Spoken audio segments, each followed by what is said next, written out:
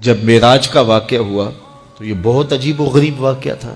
تو آقا کریم نے جب اعلان کیا کہ بتایا کہ اللہ نے یوں مجھے خلوتوں میں بلایا، تو قریش نے سمجھا کہ اس سے بڑھ کر اور موقع کیا ملے گا پراپیگنڈے کا۔ تو کہا ابو بکر کوئی نئی بات سنی ہے؟ کہا تم سنا دو۔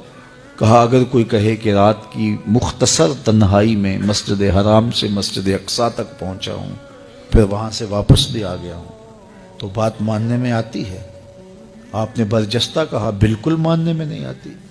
اتنے مختصر وقت میں مسجد اقصیٰ جائے اور پھر پلٹ کے بھی آ جائے، کم از کم 2 ماہ چاہیے۔ 1 مہینہ جاتے ہوئے لگتا ہے، 1 مہینہ آتے ہوئے لگتا ہے۔ کوئی چھو کے بھی آئے تو 2 ماہ چاہیے۔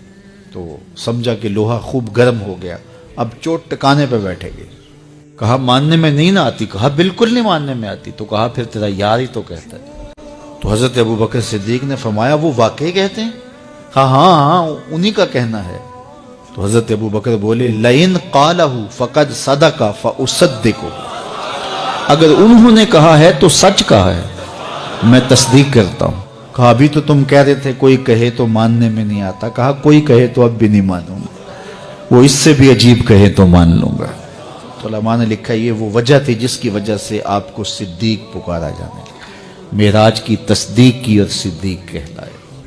صدیق تصدیق سے بھی ہے، اور ساری زندگی آپ نے جھوٹ زبان پہ نہیں آنے